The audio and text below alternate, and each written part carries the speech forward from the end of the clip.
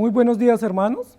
Abran sus Biblias, por favor, en Apocalipsis capítulo 22. En esta mañana nos corresponde meditar en el versículo 16.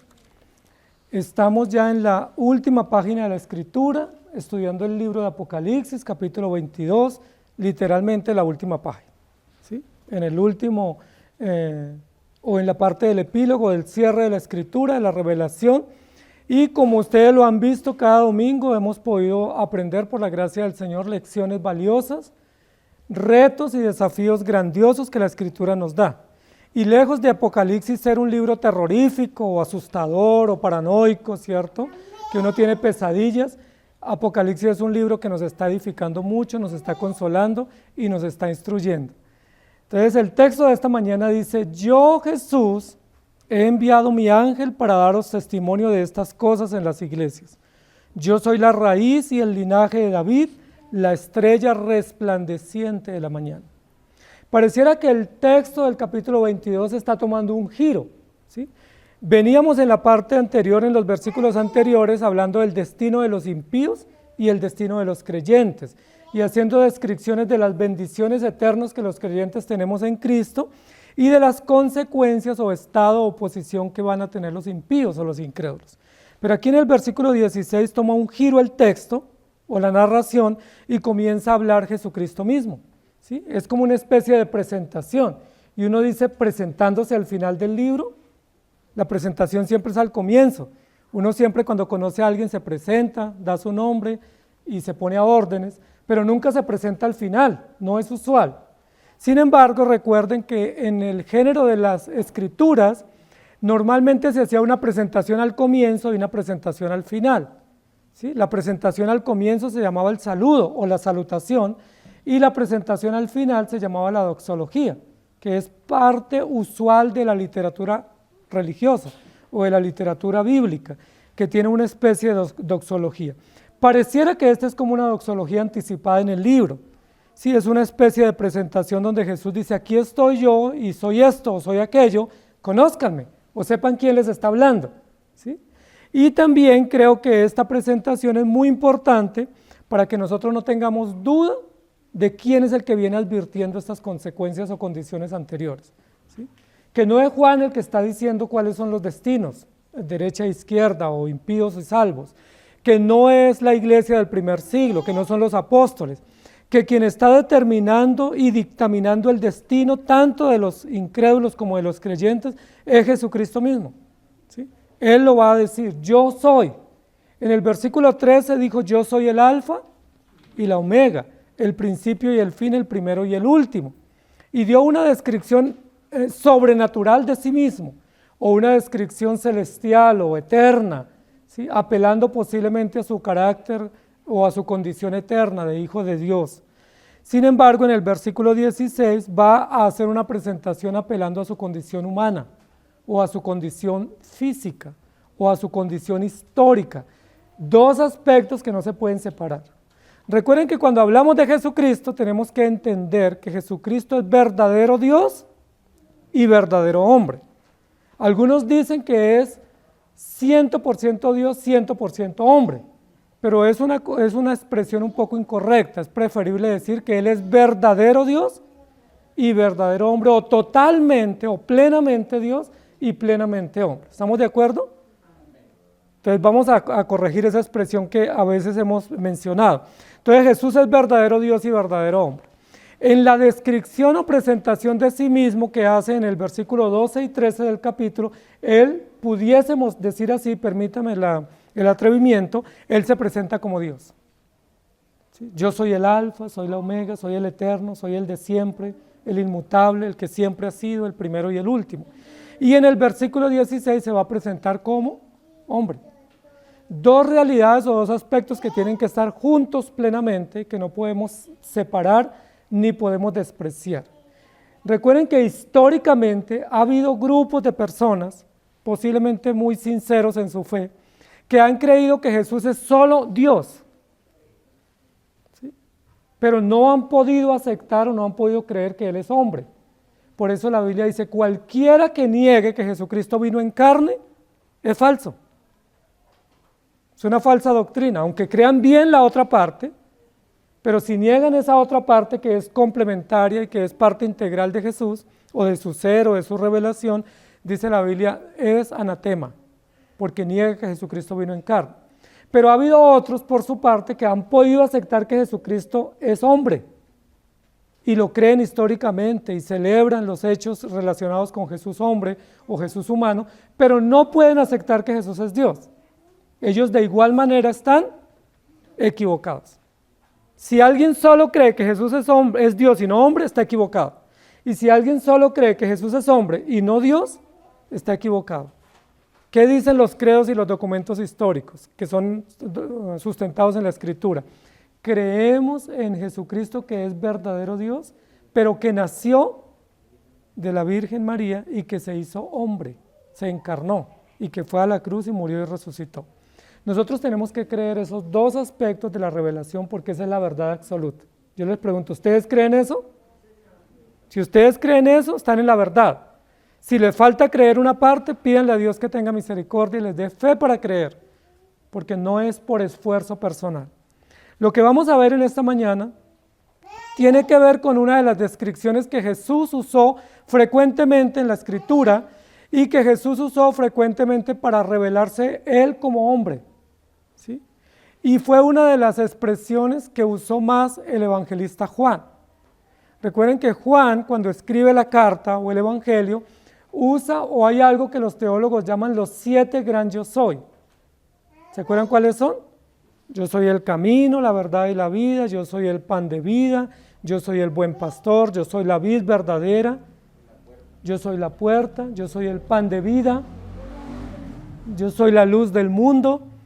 Esas expresiones no se las inventó Juan, las dijo Jesús.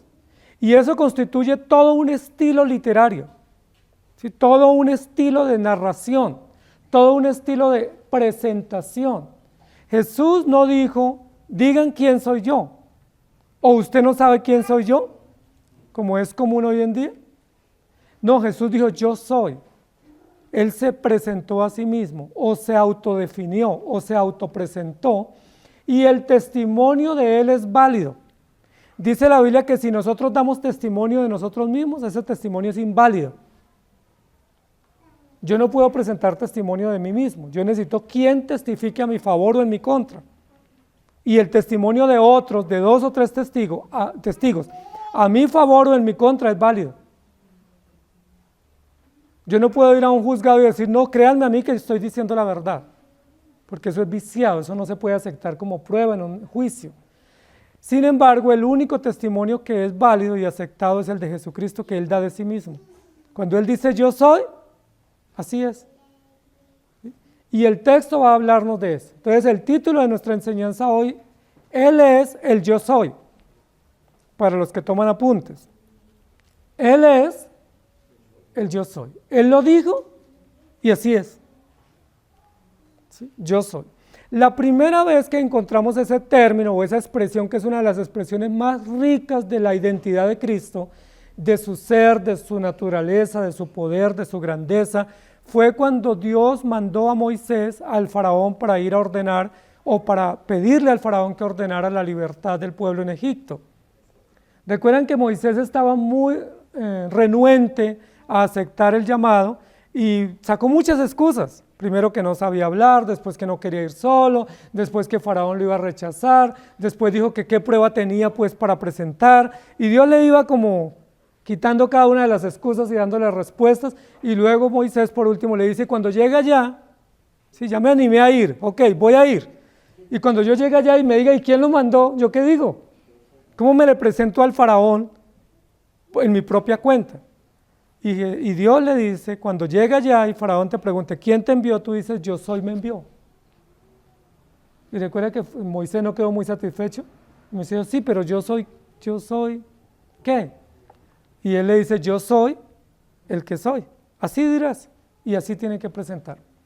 Esa expresión es una expresión muy, pero muy rica, muy profunda, muy grande, muy generosa en contenido, en información. Pudiéramos hacer grandes documentos o libros solo explicando o intentando explicar qué significa yo soy, ¿sí? a nivel de nombre, a nivel de título, a nivel de obra, de misión, de carácter. Sin embargo, Jesús en el Nuevo Testamento lo amplió un poco, porque Jesús dijo, yo soy el camino. Nadie viene al Padre sino por mí. Luego Jesús dijo, yo soy el pan de vida, el que no come de mí, muere. ¿Sí? Luego Jesús dijo, yo soy la resurrección y la vida, el que esté muerto, vivirá, resucitará. Y así sucesivamente Jesús se fue presentando. Y Juan tomó atenta nota y escribió de todas las definiciones que Jesús dio de sí mismo usando metáforas o usando símbolos o usando comparaciones. Y recuerden quién escribió el Apocalipsis. ¿Se acuerdan? El mismo que en el Evangelio registró los 7 gran yo soy. Ahora en Apocalipsis nos está registrando otros yo soy que no había registrado en el Evangelio. Por ejemplo, yo soy el alfa y la omega. Es el mismo yo soy con una aclaración o con una explicación diciendo que es el alfa y la omega, pero que se escribe o se registra únicamente en Apocalipsis y no en los evangelios. Y luego aquí tenemos otros yo soy en el texto que nos corresponde hoy. Entonces, Él es el yo soy. Él es el yo soy. Pero vamos a leer algunos textos bíblicos de apoyo. Juan capítulo 8, 58. Jesús les dijo, de cierto os digo, antes que Abraham fuese, yo soy. Yo soy. Y recuerden que hemos dicho acá en algunas oportunidades que ese verbo, el verbo ser o estar, son de los verbos más importantes en cualquier lengua y de los verbos más difíciles de conjugar y de aprender en cualquier lengua. ¿Sí? Cuando uno intenta comenzar a aprender el inglés, comienzan enseñándole ese verbo, el to be, ser o estar, ¿cierto? Y es un verbo que de ahí no sale uno, ¿cierto? Hace cursos y cursos y uno ahí sale. No sale porque no es fácil y en nuestro idioma también es muy difícil conjugar. Cuando Jesús dice yo soy, Él está hablando de lo que Él es y de quién es. Es decir, está hablando o definiendo o conjugando el verbo ser o estar, que es un verbo supremamente básico en la comunicación para transmitir identidad y para definir lo que se es y lo que se hace. Por eso dice aquí, antes que Abraham fuese, yo soy. ¿Y se acuerda cómo se pusieron los maestros de la ley, los religiosos ortodoxos del momento? Furiosos. ¿Tú estás diciendo que conoces a Abraham, nuestro padre? Vivió hace 3000 años. ¿Cómo así que tú lo conocías? Y eras antes que él, no puede ser. Estás blasfemando. La pregunta es, ¿estaba blasfemando Jesús? Jesús está diciendo, yo soy eterno. Y yo fui el que creé a Abraham. Pero se está relacionando Jesús directamente con Abraham. Isaías 9, 6 y 7 dice, porque un niño nos es nacido, hijo nos es dado, y el principado sobre su hombro, y se llamará su nombre admirable, consejero, Dios fuerte, Padre eterno, príncipe de paz.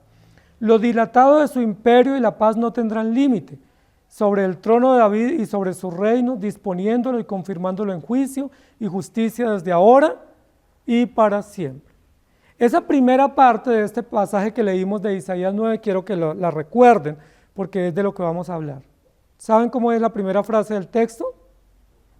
Porque un niño nos es nacido.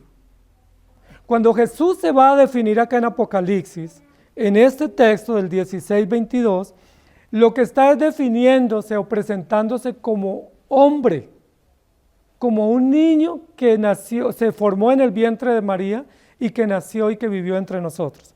Y esa fue la gran profecía de Isaías 700 años antes de que María quedara encinta.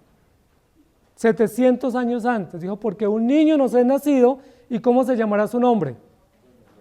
No Jesús.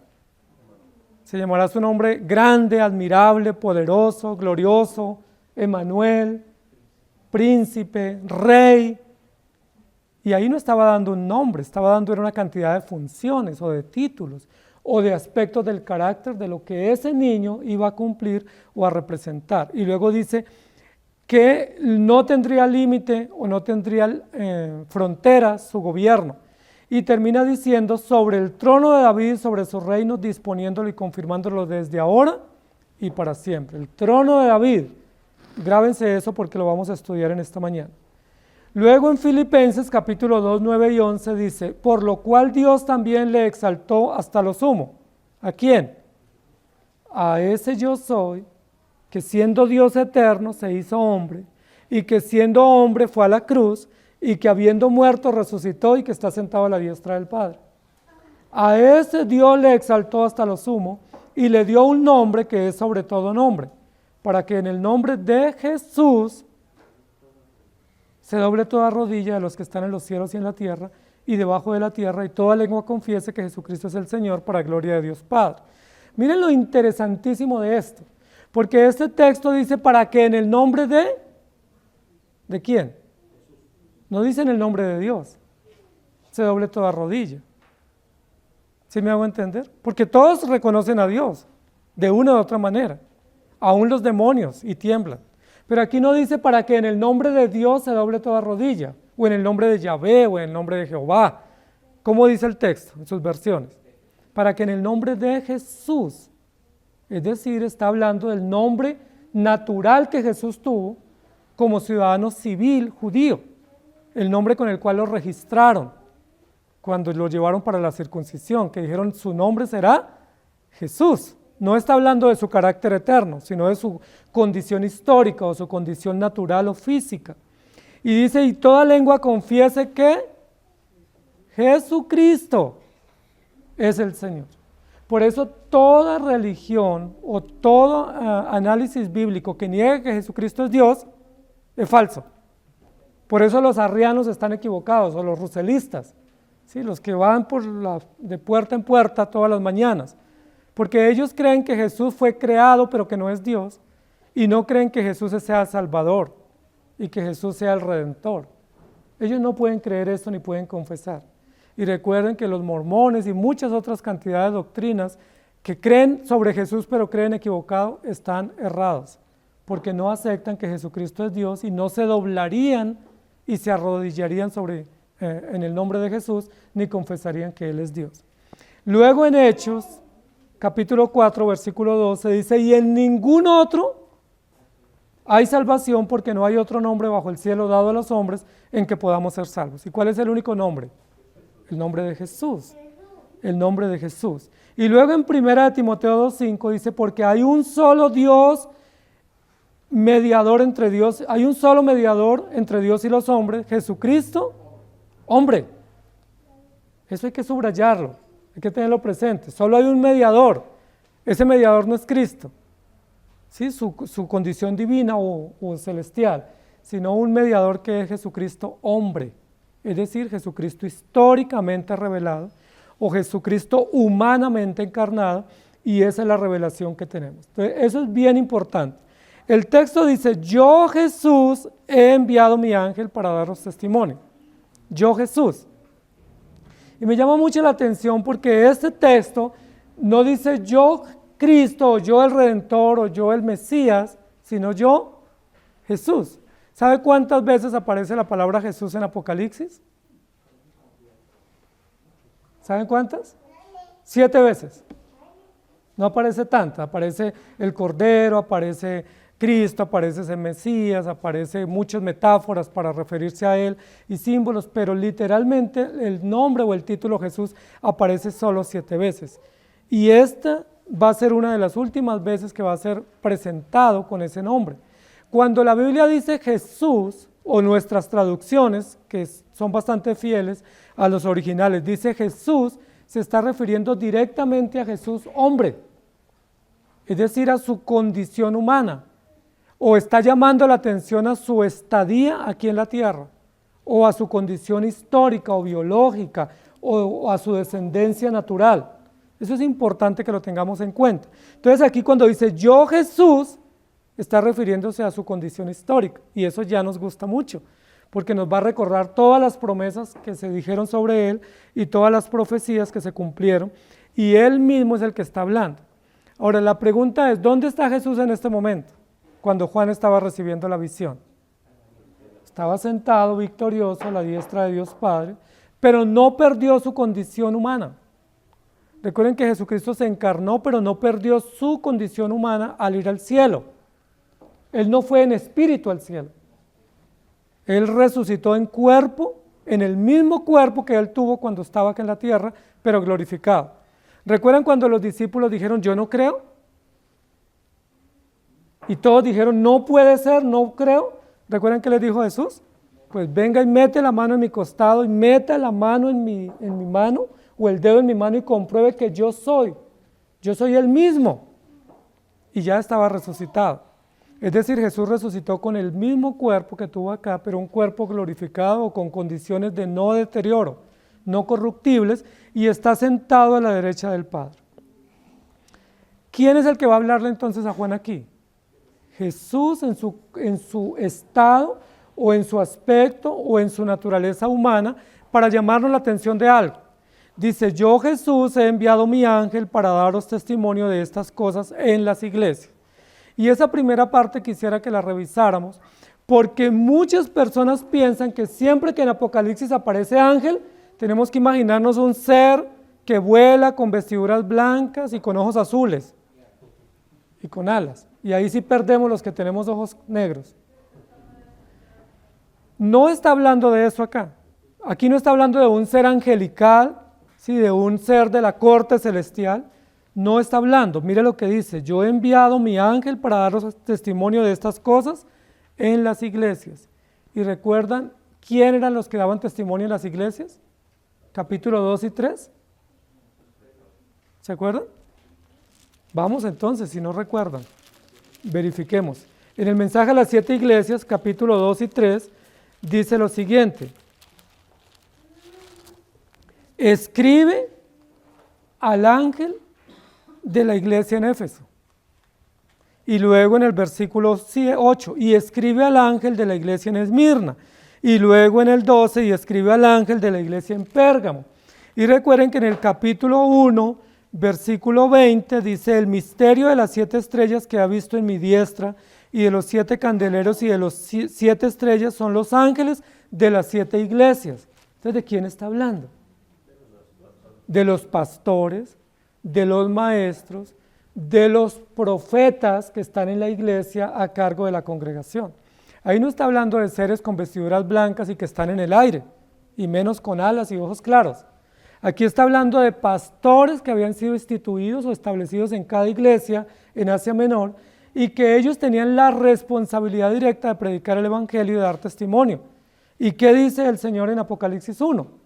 Yo me paseo en medio de los 7 candeleros, que eran las 7 iglesias, y tengo en mi mano derecha los 7 ángeles.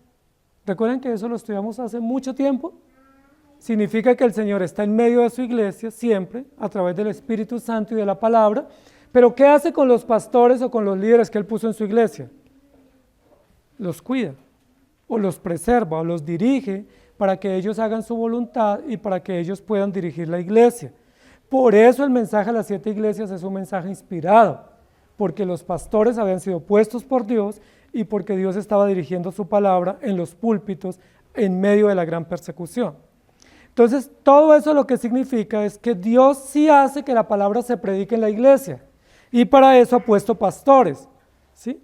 No ha puesto adivinos, no ha puesto medios, no ha puesto pitonisas, no ha puesto nada de eso, ha puesto pastores, ¿sí? No ha puesto apóstoles tampoco en este tiempo, ha puesto pastores, predicadores, maestros, ancianos que prediquen, que enseñen la palabra. ¿Y qué es lo que dice el versículo 16? Yo, Jesús, he enviado mi ángel para daros testimonio de estas cosas en las iglesias.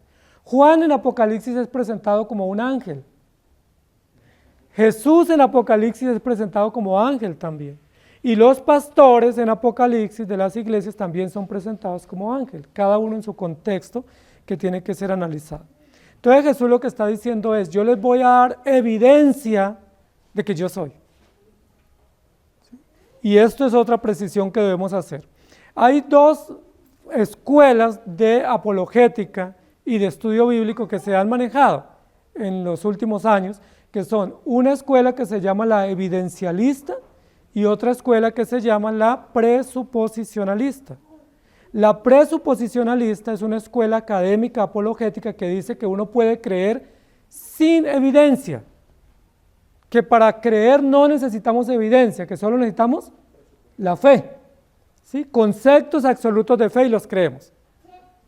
Pero la escuela evidencialista hace énfasis en que sí necesitamos evidencia. Y pareciera que esas dos escuelas se chocan. ¿Sí? Como que ¿usted qué es? ¿Presuposicionalista o evidencialista? ¿Qué responderíamos nosotros? Nosotros creemos por la fe, pero nos afirmamos en las evidencias. Es decir, no somos de ninguna escuela. Nosotros creemos que Dios nos ha dado fe y que hay algunos aspectos de la vida cristiana que solo se pueden creer por la fe, porque no hay evidencia. Y donde no hay evidencia, ¿qué es suficiente? La fe que Dios nos dio y la palabra que lo registra. Lo aceptamos. No ponemos duda porque tenemos la fe verdadera. Pero en aquellos casos donde hay evidencia, ¿qué hacemos? La aceptamos. Y esa evidencia nos sirve para corroborar o para afirmar o para evidenciar o testificar la fe. No rechazamos la evidencia, porque la evidencia la dejó Dios mismo. Por ejemplo, que la palabra esté escrita es una evidencia externa. Que la palabra se haya preservado es una evidencia externa. Que el Espíritu Santo hable en nuestra conciencia es una evidencia interna. Que tengamos el testimonio de una multitud de testigos que nos han antecedido es una evidencia pública, histórica.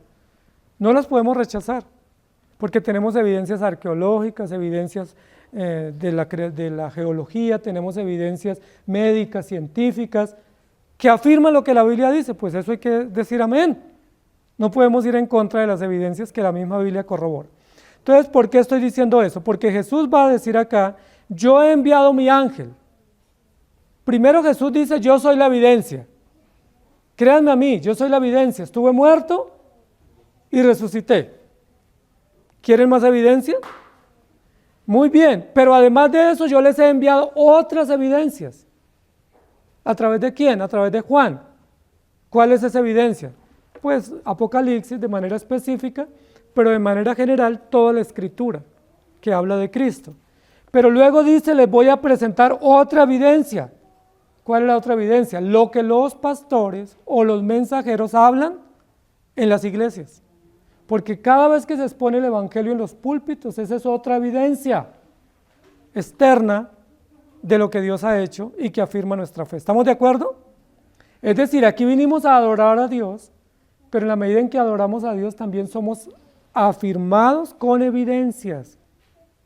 Hay gente que dice, es que en su iglesia no hacen milagros. Es que no necesitamos.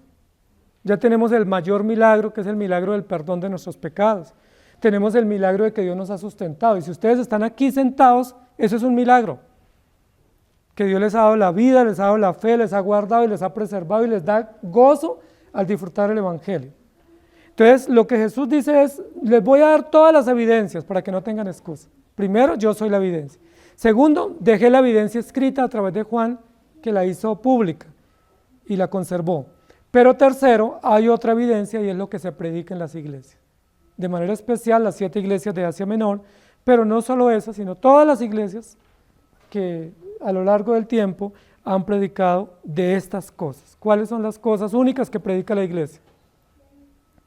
He enviado mi ángel para daros testimonio de estas cosas en las iglesias. Y miren que aquí está el contenido de la predicación. Porque en muchos hoy día centros de predicación que llaman iglesias, pero no son iglesias, sino centros de entretenimiento, en algunos hacen terapias espirituales, catarsis, aeróbicos espirituales, eso hacen de todo. No predican de estas cosas. Hablan de dinero, hablan de política, hablan de riqueza, hablan de salud, hacen show de milagros, hacen show de música, hacen danzas, hacen todo menos lo que la Biblia dice que hagamos. ¿Qué es lo único que podemos hacer en una iglesia? ¿Qué es lo único permitido? Que demos testimonio de estas cosas. ¿De cuáles cosas? Es lo que nos va a decir acá el texto. Hay 3 cosas que nos va a decir el texto, que es lo que tenemos permiso o tenemos obligación de compartir o de predicar. Daros testimonio de estas cosas en las iglesias. ¿Qué es la primero? Yo soy la raíz. Miren que Jesús va a decir acá 3 yo soy que no sabíamos, que no se habían dicho en Juan, pero que Él los va a decir aquí, no son nuevos, son históricos, pero que hacen énfasis en su condición humana o en su condición histórica. Lo primero es, dice, yo soy la raíz prometida. Y uno dice, pero ¿cómo así que Él es la raíz? ¿De qué está hablando? ¿Es una clase de qué? ¿De biología? ¿Sí? ¿De qué está hablando? Yo soy la raíz. Entonces tenemos que pensar qué significa esa metáfora o ese símbolo que se nos presenta aquí de una raíz. Inmediatamente tenemos que pensar en un árbol o en una planta, ¿sí? Cuando uno siembra o cultiva árboles, pues uno sabe que un árbol entre más raíz tenga es más profundo y más fuerte. ¿Sí? Entre más gruesa sea la raíz o mejor esté cimentada, pues el tallo y el fruto y la durabilidad y la utilidad del árbol es mucho mayor. ¿Sí? Está hablando de una raíz, de algo que fue sembrado, de algo que inicialmente no se veía. ¿Sí? Porque una raíz también no se ve. Cuando uno contempla un árbol, uno dice, qué árbol tan grande o tan hermoso o tan frondoso, pero uno nunca dice, uy, qué raíz tan gruesa o tan profunda, porque la raíz no la podemos ver. Pero si el árbol es grande, ¿qué suponemos? Que tiene una raíz grande, o que es muy fuerte, o que está muy profundo. Entonces miren lo interesante, porque la Biblia también habla de estar arraigados, o de estar cimentados, o de tener unas raíces profundas que no se ven, pero que a la hora de un huracán, ¿cierto? Como los que nos han azotado en las fronteras, en el Caribe, pues no va a caerse el árbol si está bien arraigado o está bien cimentado. Aquí va a hablar de una raíz. Jesús dice, yo soy la raíz. Pero recuerden que no está hablando en términos espirituales, sino en términos históricos, en términos de una promesa. Entonces la primera evidencia que tenemos de esa raíz está en Génesis 3:15. ¿Recuerdan qué dice? Y pondré enemistad entre ti y la mujer, y entre la simiente tuya, la simiente suya y la simiente de la mujer. Y esta te herirá en la cabeza y tú le herirás en el calcañar. La primera evidencia de esa raíz, de la cual nos va a hablar aquí Jesucristo, está en Génesis 3:15. Es decir, el primer indicio de una simiente. ¿Recuerdan que Génesis 3:15 dice simiente? Y simiente es semilla. ¿Sí? Simiente es semilla, es decir, se tiene que sembrar una semilla, y esa semilla cuando comienza a germinar, lo primero que comienza es a echar raíz, y luego pues crece un árbol. Esa primer promesa o ese primer indicio está en Génesis 3:15. Entonces cuando Jesús dice yo soy la raíz, ¿de qué está hablando? No está hablando de un cedro o de un pino o un eucalipto, no está hablando de un árbol de un olivo, por ejemplo, que eran tan famosos entre los hebreos o los judíos. Está hablando de una raíz que viene de una simiente, de una semilla, y luego dice de una descendencia. Entonces cuando Jesús dice yo soy la raíz, pudiéramos traducirlo yo soy la descendencia, y también yo soy de la descendencia. ¿De cuál descendencia? De la descendencia de la promesa, o de la descendencia de la mujer, o de la descendencia del linaje del pacto. Cuando se le promete a Adán y Eva esto, lo que se le está diciendo es, no van a quedar desprovistos. Primero los voy a vestir para que estén cubiertos, pero segundo les voy a dar una descendencia para que a través de esa descendencia o esa línea genealógica o ese árbol genealógico venga el Mesías. Y ese Mesías va a ser victorioso y va a derrotar la semilla o la simiente de la serpiente. ¿Eso ya se cumplió? Históricamente se cumplió. Falta la estocada final, que es el juicio, ¿cierto? Cuando se declare plenamente la sentencia jurídica que ya está anticipada contra Satanás y sus seguidores. Yo soy la raíz. ¿La raíz de qué? La raíz de la descendencia, o la raíz de la familia, o la raíz del linaje, o pudiéramos llamarlo también la raíz del pacto. Es decir, es aquello que está sembrado y que le da fundamento. Y esta metáfora tiene similitud con lo que Jesús dijo, o se dijo sobre Jesús en Efesios 2:20. La iglesia está fundamentada sobre la piedra principal que es Jesucristo. También abajo, cimiento, ¿cierto? Fundamento, bases. Yo soy la raíz, yo soy la promesa. Y recuerden que lo primero que se prometió fue una descendencia, es decir, un hijo. Y eso me parece extraordinario, porque a nosotros nos encanta que nos hagan promesas y nos cumplan las promesas. Pero normalmente, ¿qué es lo que nos prometen? Pues un paseo, un regalo, una comida, un detalle, cosas así. Pero ¿saben cuál es la promesa que Dios nos dio? Un hijo. Interesante. Es decir, tiene que ver con familia, tiene que ver con descendencia, tiene que ver con legado, con posteridad. Esa es la promesa. Recuerden que por un buen tiempo no se tenía mucha claridad sobre ese hijo. No se sabía mucho. Hay 2 libros en la Biblia que aclaran de manera mucho más amplia la idea que los hebreos tenían sobre esa promesa. Porque ellos sí sabían que venía un rey, pero no tenían mucha claridad. Recuerden que Jacob dijo que era de la tribu de Judá. Y Jacob dijo que era un león. Y por ahí decían que era un cordero también. Entonces no se tenía mucha claridad. Ellos sabían que había una promesa y que era una promesa segura, pero muy específico no se sabía. De los 2 escritores que se aclaró un poco no, bastante, el tema de la promesa pactual, está uno en el Antiguo Testamento, antes de los Salmos, y otro después de los Salmos. ¿Saben de quiénes estamos hablando? 2 escritos, 2 profetas que dieron mucha luz sobre quién era el cumplimiento de esa promesa. El libro de Ruth. El libro de Ruth. Cuando Noemí tiene que huir, recuerden que tuvo que huir porque hubo hambre, hubo situación de guerra, de miseria, de escasez, pobreza. Dice la Biblia que muchos tuvieron que emigrar, ¿cierto?, de la tierra prometida y tuvieron que emigrar a otros países. La Biblia nos registra una familia, pero no fue solo esa familia la que emigró, fueron muchos. Muchos, porque cuando hay hambre, cuando hay carestía, cuando hay injusticia, muchas familias tienen que emigrar. Esa familia que emigró fue a Moab. ¿Recuerdan? Elimelech, Noemí y sus 2 hijos, Malón y Kelión. En tierra de Moab encontraron comida, pero también encontraron la muerte. Hubo comida para ellos por un tiempo, pero murió Elimelech y luego murió Malón y Kelión y quedó Noemí desamparada solamente con sus nueras. ¿Recuerdan qué dice la Biblia luego?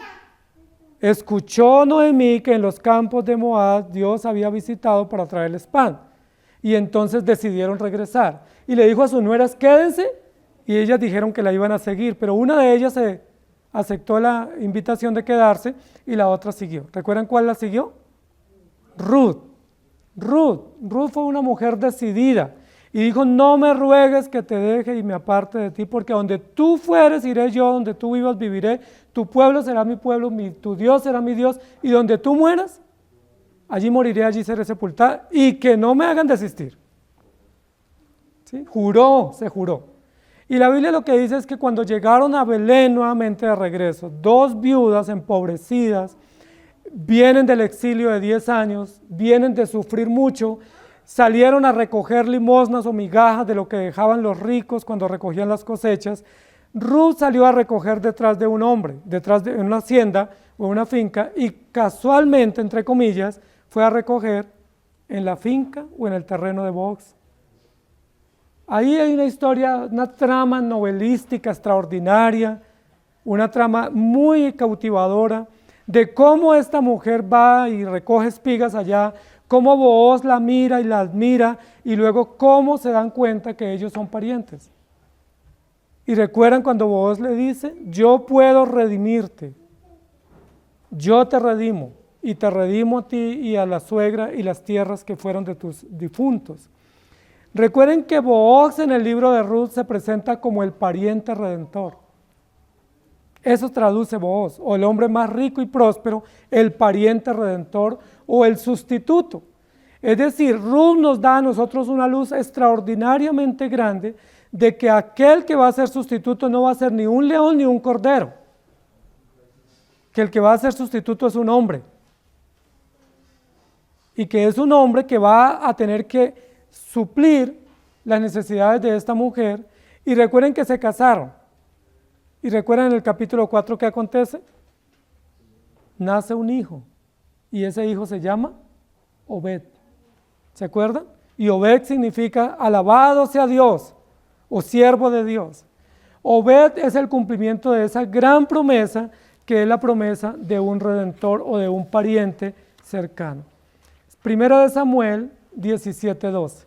Y David era hijo de aquel hombre, efrateo de Belén de Judá. ¿Se acuerdan de dónde era Ruth? ¿Dónde le nació el hijo a Ruth? En Belén. ¿Y se acuerdan de dónde era Booz? De Belén. ¿Y ahora de dónde es David? De Belén, porque es que David es bisnieto de Ruth y Booz. Nieto de Ruth y Booz y bisnieto de Noemí. Entonces es muy interesante lo que la Biblia nos está diciendo. Dice, cuyo nombre era Isaí, el cual tenía 8 hijos, y en el tiempo de Saúl este hombre era viejo y de gran edad entre los hombres. Y el texto que yo quiero que repasemos, Ruth 4, 13 al 22. Dice, pues Booz tomó a Ruth y ella fue su mujer, y se llegó a ella y Jehová le dio que concibiese y diese a luz un hijo. Y las mujeres decían a Noemí, loado sea Jehová que hizo que no te faltase hoy pariente, cuyo nombre será celebrado en Israel, el cual será restaurador de tu alma y sustentará tu vejez, pues tu nuera que te ama te lo ha dado a luz, y ella es de más valor para ti que 7 hijos. Y tomando Noemí el hijo, lo puso en su regazo, y fue su aya. Y este es padre de Isaí, padre de David. Estas son las generaciones de Fares. Fares engendró a Errón, Errón engendró a Ram, y Ram engendró a Aminadab. Y Aminadab engendró a Naasón, y Naasón engendró a Salmón. Y Salmón engendró a Booz, y Booz engendró a Obed, y Obed engendró a Isaí, e Isaí engendró a David. Interesantísimo. ¿Y se acuerdan de quién era hijo Booz? ¿No se acuerdan? Ahí dice. De Salmón. ¿Y se acuerdan Salmón con quién se casó? ¿No se acuerdan? Con Rahab. Con Rahab de Jericó. Interesantísimo. Rahab era de Jericó, del pueblo que iba a ser destruido. Una mujer de malas prácticas, ¿cierto? Una mujer que pues en la moral judía y en la moral antigua, igual en la moral bíblica, pues no era bien visto lo que ella hacía. Sin embargo, ella albergó a los espías, ¿recuerdan? Y dijo, cuando vengan a destruir esta ciudad, por favor, no me destruyan. ¿Y recuerda que le dijeron los espías? Si no quieres que te destruyamos, ata este cordón de grana en la ventana del muro donde tú vives y que todos en casa estén reunidos cuando vengamos en la destrucción. Y así sucedió. Rahab se casó con Salmón y nace Booz. Booz se casa con Ruth la Moabita y nace Obed, y luego viene el más grande hombre que ha nacido en Belén antes de Jesucristo, el rey David. Eso es lo que nos está diciendo Jesús. Yo soy la raíz. Es decir, yo soy el que cumplo toda la genealogía o la descendencia conocida hasta el rey David. Recuerden que cuando fueron a ungir a David, Samuel tenía mucha duda de ungirlo. Samuel primero tenía duda de que fuera en Belén que estuviera el rey. Había ciudades principales, ¿sí? Más grandes, donde vivían los diplomáticos y vivía la aristocracia judía o hebrea del momento. Jerusalén era una, o otras ciudades más importantes. Belén era un caserío pequeño, ¿sí? Era un poblado pequeño, no era muy conocido, era una aldea básicamente. Cuando Dios le dice a Samuel, aliste tu cuerno y prepara viaje para Belén, Samuel le dice, Señor, ¿y a qué? A Belén. Le dice, porque allá está el ungido. Y Samuel dice, ¿en Belén? Y el Señor le dice, en Belén Efrata. ¿Sí? Recuerde que Efrata traduce próspero. ¿Sí? Era la ciudad próspera, pero no se conocía así. Se comienza a conocer a partir de allí. Y dice la Biblia que fue Samuel y llegó, Dios lo dirigió a la casa de Isaí y encontró unos hombres espigados, acuerpados, ¿sí? Porte militar, y dijo Samuel, gracias Dios que me dirigió al ungido. Y el Señor le dice, ese no, y el otro, ese tampoco, y el otro tampoco, y pasaron 7 y se acabó la fila. Y Samuel dice, Señor, ¿qué pasó? Y entonces le dice, mi Señor, ¿hay otro hijo? Y Isaí le dice, el pequeñito, el menudito, ¿sí? El más endeble, el raquítico, está por allá cuidando las ovejas y trepándose a los árboles. Dice, mándelo a traer porque no comeremos hasta que se haya ungido al nuevo rey. Y llegó David. ¿Quién creyera que David iba a ser el rey de Israel? No lo creyó Isaí, su propio padre, no lo creyó sus propios hermanos, recuerda que lo despreciaban. ¿No lo creyó el mismo profeta de Dios que era Samuel? Nadie creía, nadie daba 5 centavos por David. ¿Y quién le apostó a David? Dios. Dice la Biblia, Isaías 11, 1, 5, 1 al 5 y 10, dice: saldrá una vara del tronco de Isaí, y un vástago retoñará de sus raíces. Y reposará sobre él el espíritu de Jehová, espíritu de sabiduría y de inteligencia, espíritu de consejo y de poder, espíritu de conocimiento y de temor de Jehová. Y le hará entender diligente en el temor de Jehová. No juzgará según la vista de sus ojos, ni arguirá por lo que oigan sus oídos, sino que juzgará con justicia a los pobres y arguirá con equidad por los mansos de la tierra. Y herirá la tierra con la vara de su boca, y con el espíritu de su labio matará al impío. Y será la justicia cinto de sus lomos, y la fidelidad ceñidor de su cintura. ¿Quién escribió eso? Isaías. Pero ya David había venido y ya había muerto. David estuvo 1000 años antes de Cristo, Isaías 700 años antes de Cristo. ¿Por qué está diciendo aquí Isaías que viene de David, que es un vástago de Isaí? ¿Cuál fue la herencia de Isaí? David. Pero ya David había muerto. No está hablando de David, está hablando de Jesús Cristo, el hijo de David, de la misma descendencia. Y luego en Zacarías 3:8 dice: escucha pues ahora, Josué, sumo sacerdote, tú y tus amigos que se sientan delante de ti, porque son varones simbólicos. He aquí yo traigo a mi siervo el renuevo. Cuando la Biblia habla del renuevo no se refiere a David. David fue cumplimiento histórico inmediato de esas promesas, pero el cumplimiento pleno de esas promesas se cumple en Jesucristo, que viene y nace nada más y nada menos que en Belén de Judea. Recuerden que Jesús debería haber nacido en Nazaret, porque allá vivían, o si no en Capernaum, que era la capital del estado, o por lo menos en Jerusalén debido a ese censo, porque ellos tuvieron que bajar a censarse. ¿Por qué nace en Belén? El lugar menos esperado para un nacimiento, donde ellos menos estaban preparados, donde no conocían a nadie, eran forasteros, pero Dios los dirigió porque así decían las profecías: y tú, Belén Efrata, la más pequeña, de ti nacerá el Salvador, para que se cumplan las profecías. Romanos capítulo 15, versículo 12, dice: y otra vez dice Isaías: estará la raíz de Isaí, y el que se levantara a regir los gentiles esperarán en él. Y luego en 1 Samuel 25:10 dice: y Nabal respondió a los jóvenes enviados por David y dijo: ¿quién es David? ¿Y quién es el hijo de Isaí? Nabal también lo despreció, y recuerden que por eso fue destruido. Saúl también lo despreció. Es decir, David cumple históricamente todas estas profecías y fue despreciado. Dice: muchos siervos hay hoy que huyen de sus señores. Y ustedes pueden leer también en Zacarías 6, 12 y 13. Hay muchos textos en la Biblia donde dice que Jesús es la raíz. David no es la raíz. David es la raíz del reinado de la monarquía hebrea antigua. Pero David no es la raíz de cristiano. O David no es la raíz de la historia pactual o del cumplimiento histórico pactual. Aquí Jesús le afirma ser. Dice: yo soy la raíz prometida. Es decir, de esa descendencia que comenzó en Génesis 3 y que pasa por Noé, Abraham, Isaac, Jacob, y luego pasa por toda la descendencia de la tribu de Judá, es que viene el Redentor. Y Jesús dice: y yo soy de esa raíz. ¿Quién lo verificó? Mateo, en la genealogía. Recuerden que Mateo y Lucas registraron la genealogía antigua de Jesús y dieron fe, ¿sí?, que el árbol genealógico del cual Jesucristo es la raíz se cumplía evidentemente. Tanto María como José son de la tribu de Judá, de la misma descendencia. Por eso Jesús dice: yo soy la raíz. ¿Tienen duda? ¿Necesitan evidencia? ¿Recuerdan cuando el pueblo vino del exilio que no se pudieron comprobar la mayoría del pueblo de qué tribu pertenecía?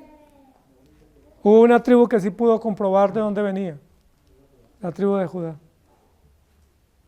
La tribu de Judá pudo demostrar que se había conservado la línea genealógica descendente y de esa manera pudieron ser registrados en la historia. Jesús dijo, yo soy la raíz. Entiéndase, yo soy el cumplimiento de la promesa. O entiéndase, yo soy la descendencia prometida desde Génesis 3.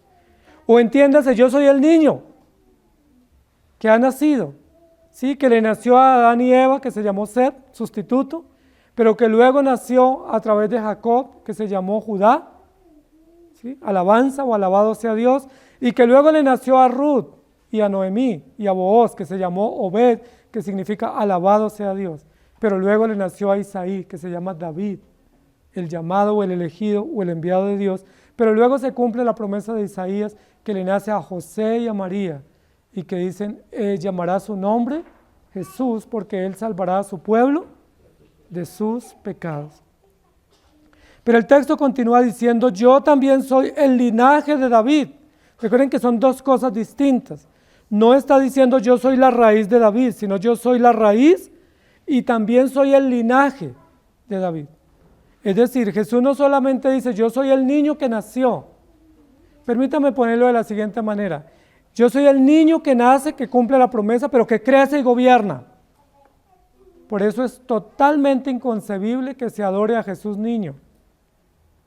Ustedes saben que hay religiones, especialmente la religión tradicional, que adora a Jesús niño y que tienen la base de la imagen una frase que dice, yo reinaré.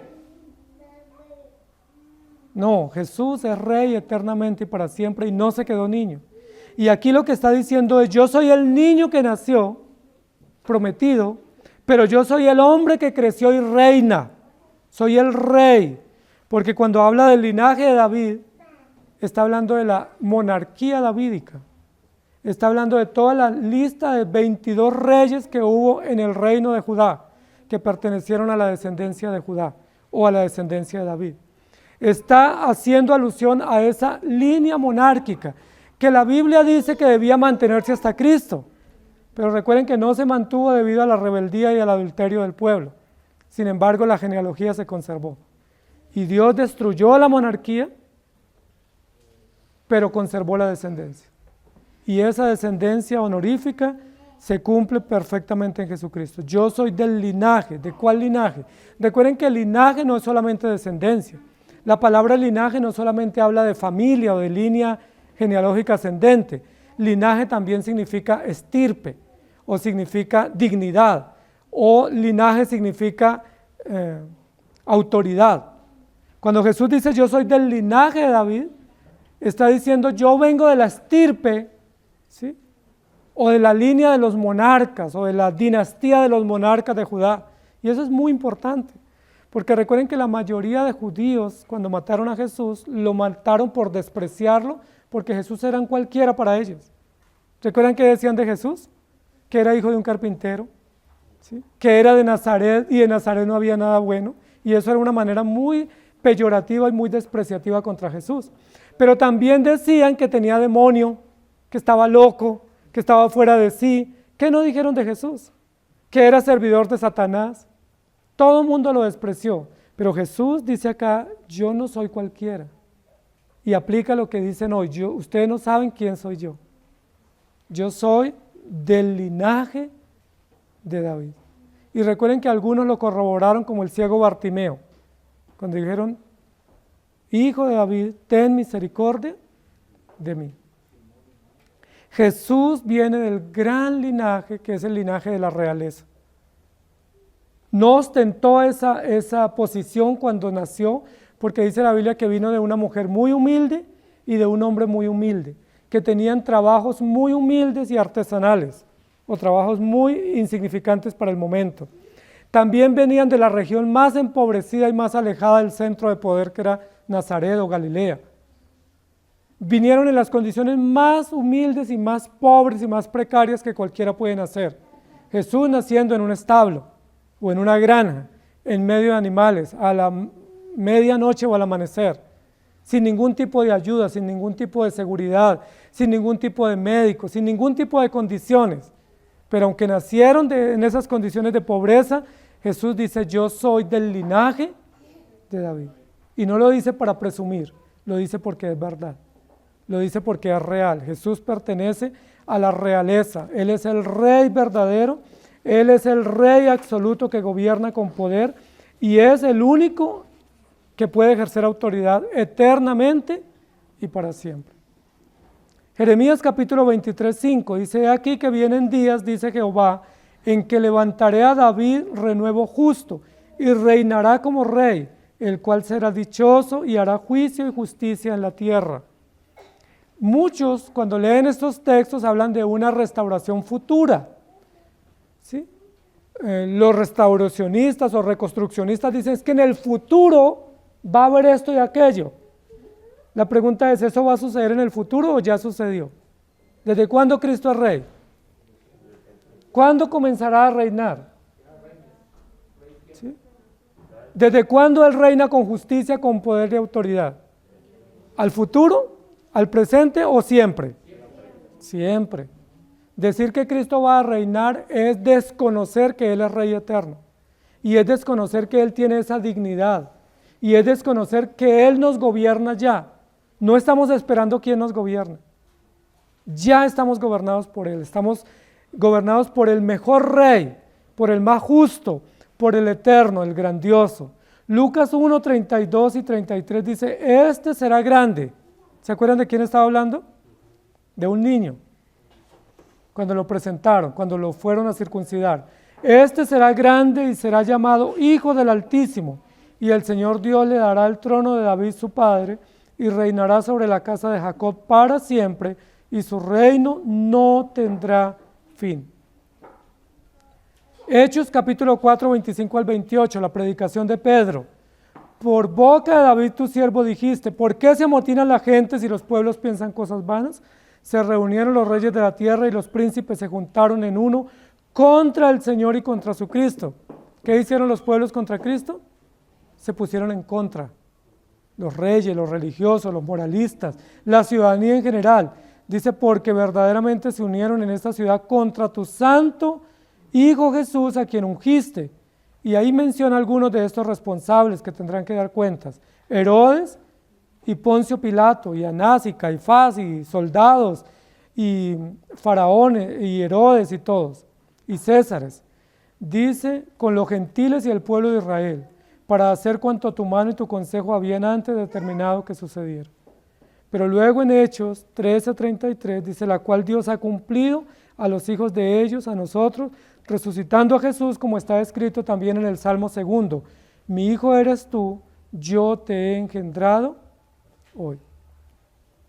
Cuando la Biblia dice en el Apocalipsis 22:16, yo soy del linaje de David, ¿qué es lo que Jesús está diciendo? ¿Está diciendo que su papá legítimo es José y María? ¿O está diciendo que él gobierna y que pertenece a la realeza? Aquí lo que está diciendo Jesús es: yo soy el verdadero rey. Recuerden que en la primera mención, yo soy la raíz, está diciendo: yo soy antes de David. Es decir, yo soy el padre de David. Y ahora dice: yo soy del linaje de David. Es decir, yo soy el cumplimiento perfecto de todas las profecías que se dieron sobre David y sobre la monarquía davídica o la monarquía hebrea. Yo soy el verdadero rey, yo soy el que debo estar en el trono y el que gobierno y el que ejerzo autoridad. Es decir, atiéndanme a mí porque yo soy el rey. Síganme a mí o crean en mí porque yo soy. No piensen que porque nací tan humildemente, porque morí de la manera más vil y porque nadie me reconoció y todos me despreciaron, yo soy cualquiera. No vayan a pensar eso, porque aquí dice: estos me despreciaron para que se cumplieran las profecías. Pero luego afirma: tendrán que rendir cuentas por las injusticias, por todos esos delitos tan atroces que cometieron contra Jesucristo y contra todo su pueblo. La pregunta que tenemos que plantearnos es: si Jesucristo es la descendencia o la promesa cumplida, si Jesucristo pertenece y es el Rey perfecto de la realeza davídica, ¿nosotros qué somos?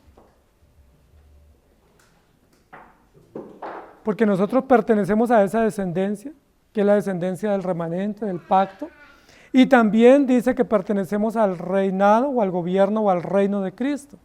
Y eso es importante, porque en muchos contextos pareciera ser que el cristiano está como a la deriva y que está como en una miseria, que no tiene quien lo auxilie.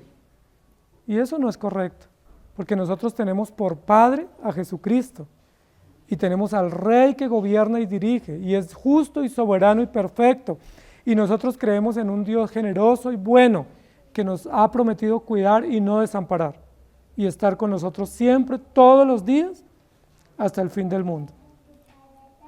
Y luego continúa diciendo el texto, y yo soy la estrella resplandeciente de la mañana.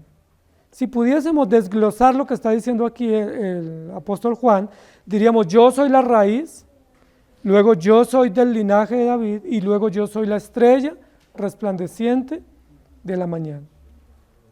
La estrella resplandeciente de la mañana es una mención muy, muy bonita, muy esperanzadora, porque habla que después de una larga noche angustiante o de tinieblas, aparece la estrella, y esa estrella es la que alumbra al amanecer, y nos da la esperanza de que ya pronto sale el sol o alumbra el sol, y que hay luz y hay vida, y hay calor y hay energía. La estrella es un símbolo de luz, y recuerden que Apocalipsis está lleno de símbolos de luz, especialmente en los primeros 5 capítulos, ¿sí? Lámparas, estrellas, sol, muchos símbolos de luz, ojos de fuego, y muchos símbolos, pies de bronce, de luz que aparecen en Apocalipsis. Los símbolos de luz en la Biblia, especialmente referidos a Cristo, tienen básicamente 2 propósitos. Uno, dar esperanza al cristiano, porque la luz siempre da esperanza, la luz siempre da alegría, la luz da calor, da energía, da vitamina. ¿Sí? La luz es muy importante porque nos da calor. Los símbolos de luz en la Biblia siempre tienen como finalidad dar luz, esperanza al creyente. Pero los símbolos de luz siempre sirven para advertir al incrédulo. ¿Qué le advierte al incrédulo? El juicio, la condenación que tiene, y también le advierte que Dios todo lo ve y todo lo conoce. Y que aún lo que ellos hagan a oscuras, Dios lo ve y lo juzga y va a traer su merecido sobre aquellos que son responsables. Luego dice, yo soy la estrella resplandeciente de la mañana. Y es bien importante esto, porque nos ayuda a recordar no solamente que Jesús es luz, lo cual es importante, sino que Jesús es juez. Estamos ante el juez de toda la tierra. Y recuerden que dentro de todas las cosas que el hombre desprecia sobre Jesús, lo que menos desprecia es que Jesús nació. Recuerden que la mayoría de la sociedad cree que Jesús nació, sea Dios o no, nació, y lo reconoce y se prepara para celebrarlo. Pero la mayoría o casi toda la humanidad no reconoce que Jesucristo es juez. Ese es uno de los oficios olvidados y despreciados de Cristo. Muchos dicen que Él es Dios, otros dicen que Él es Redentor y Salvador, pero muy pocos creen que Jesucristo es juez. Y yo creo que cuando el texto está diciendo aquí, yo soy la estrella resplandeciente de la mañana, está advirtiendo o está anunciando o notificando a toda la humanidad, incluyendo la iglesia, que Él es el juez de toda la tierra. Es decir, no vayan a pensar que solamente soy un niño que nací y les doy alegrías en diciembre. O no vayan a pensar que yo solamente fui a la cruz y morí y les perdoné sus pecados. Eso es verdad, pero eso hace parte integral juntamente con la verdad final del texto, y es yo también soy el juez. Yo soy la estrella que brilla, yo soy la luz que quema, yo soy la luz que muestra y que indica todas las inmundicias que el hombre comete. Y recuerden que ese texto está junto al texto anterior que dice, mas los perros estarán fuera en su inmundicia y serán juzgados. Y luego él dice, yo soy el juez. ¿Quién es el que va a mandar a los perros fuera y los va a condenar? El juez de toda la tierra. Y recuerden que en Apocalipsis 4 y 5 se presenta a Jesús, no en una iglesia, ni se presenta en un pesebre, ni se presenta en un sepulcro, ni se presenta en una cruz. ¿Recuerdan dónde se presenta capítulo 4 y 5? En un trono. En un trono. Con los libros del juicio en el trono y con todas las disposiciones para el juicio final. O sea, la forma como el libro de Apocalipsis presenta a Jesús es como victorioso, juez victorioso en un trono, o como cordero vencedor en un trono. No está en un campo, no está bebiendo agua, no está en el pesebre, no está en ningún otro lugar, está en el trono. En el pesebre estuvo solo una vez y ya pasó. ¿Sí? En el Calvario estuvo una vez y ya pasó, en el sepulcro también y ya no está. ¿Dónde está ahora? Sentado a la diestra de Dios. Y el último escenario donde lo vamos a ver todos y donde toda rodilla se doblará y toda lengua confesará es en el trono. Por eso la metáfora más extraordinaria o más llamativa de este texto es: yo soy la estrella resplandeciente. Sí, yo soy la luz que alumbra. Y eso nos acuerda también de una estrella que guió a los sabios del oriente al lugar exacto donde Jesús había nacido. Y Jesús dijo: yo soy la luz. Números 24:17, lo veré, mas no ahora, lo miraré, mas no de cerca. Saldrá estrella de Jacob y se levantará cetro de Judá y herirá las sienes de Moab y destruirá a todos los hijos de Set. Eso lo dice el libro de Números. ¿Y recuerdan quién dio esa profecía? Un profeta que fue contratado para profetizar en contra del pueblo de Dios. Y le estaban pagando. Y le dijeron: te vamos a pagar para que tú hables y profetices en contra del pueblo que viene por el desierto, porque es un pueblo muy respaldado por su Dios y nos van a derrotar. Entonces yo te pago y tú profetizas en contra. ¿Saben qué profetizó ese profeta? Saldrá estrella de Jacob. ¿De quién estaba hablando? De Jesucristo. Y se levantará el cetro de Israel. El cetro es de la realeza, pero también de un juez. Dice: y herirá las sienes de Moab y destruirá a todos los hijos de Set. Vino por lana y salió trasquilado. Daniel 12:3. Los entendidos resplandecerán como el resplandor del firmamento, y los que enseñan la justicia a la multitud como las estrellas a perpetua eternidad. La Biblia habla de que la luz y la estrella es símbolo de justicia. Luego en Filipenses 2:15 dice: para que seáis irreprensibles y sencillos, hijos de Dios sin mancha, en medio de una generación perversa y maligna, en medio de la cual resplandecéis como luminares en el mundo. La Biblia también dice que la iglesia irradia luz, no propia, sino por refracción a través de la luz que viene de Cristo. Y también dice que el creyente es luz y sal en medio de un mundo corrupto, a través de la luz que otorga Cristo y su palabra. Filipenses 2:8. Y estando en la condición de hombre, se humilló a sí mismo, haciéndose obediente hasta la muerte y muerte de cruz. Y Colosenses 2:15, y despojando a los principados y a las potestades, los exhibió públicamente, triunfando sobre ellos en la cruz. Él es el yo soy. Lo dijo Jesús: yo soy el cumplimiento de la promesa. La promesa se dio en Génesis 3, pero se cumplió primero en Set, se fue cumpliendo periódicamente, pero un cumplimiento pleno tuvo en Jesucristo.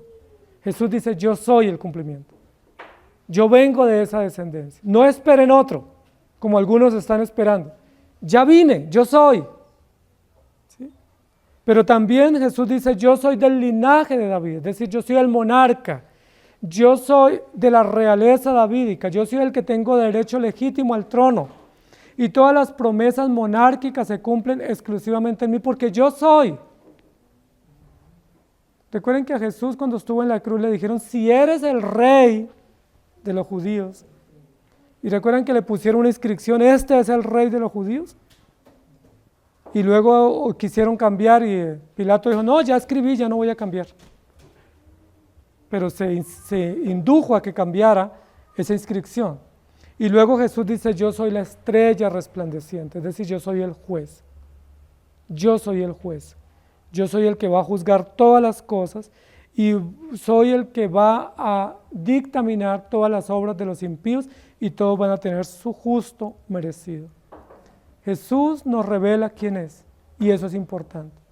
Tú decides si creer lo que el mundo dice sobre Jesús o creer lo que la Biblia dice sobre Jesús. Recuerden que cada vez se sacan comentarios muy blasfemos sobre Jesús, sobre su vida, su nacimiento, sobre su condición, sobre sus enseñanzas, y el hombre se burla y la sociedad se burla hablando de Jesús. Y lo llevan al cine, lo llevan al teatro, y lo llevan a las aulas burlándose, ¿sí? Y mucha gente, aún cristianos, van a ver y decir, no, pues no creo que fue así, pero van a deleitarse en lo que el mundo dice sobre Jesús. No debiéramos deleitarnos en eso, porque nosotros nos deleitamos solo en lo que Jesús dijo de sí mismo. Y aquí en este texto Jesús dijo, yo soy Jesús. Yo soy el testimonio único que se debe predicar. Y yo soy la promesa cumplida del pacto. Yo soy el rey y yo soy el juez. ¿Hay alguna duda sobre eso? Si no hay duda, demos gracias al Señor por lo que Él es, por lo que nos ha permitido creer y por lo que nos permite esperar sobre Él.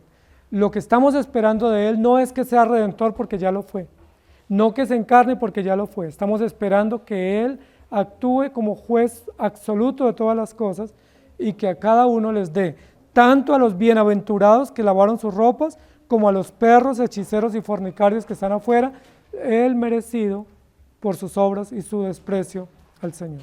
Oremos. Amado Señor, gracias por darnos la oportunidad hoy de estudiar tu palabra y por permitirnos comprender esta descripción biográfica, histórica, que tú haces de ti mismo. Gracias porque Jesucristo, el Hijo tuyo, el Hijo fiel, Hijo de Dios, se prometió y cumplió.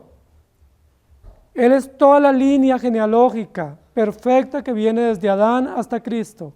No hay duda, lo corroboraron incluso investigadores como Lucas, lo corroboraron seguidores tuyos y evangelistas, lo han corroborado historiadores seculares y lo corrobora la historia de la salvación, el libro más leído y más vendido en toda la historia, las Sagradas Escrituras.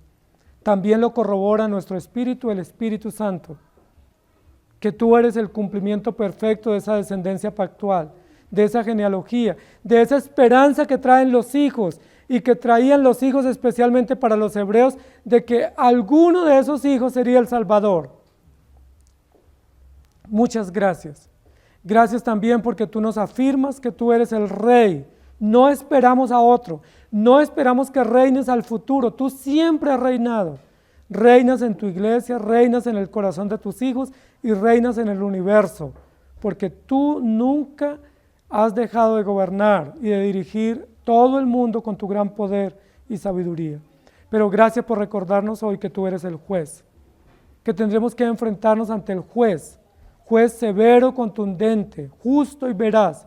Pero gracias porque nos presentaremos con las vestiduras que tú ya nos has dado, con la bienaventuranza que nos has otorgado, y ya no tendremos temor, sino que nos presentaremos con gritos de júbilo, con alabanza y con gratitud, y estaremos en pie ante ti, como dice la Escritura.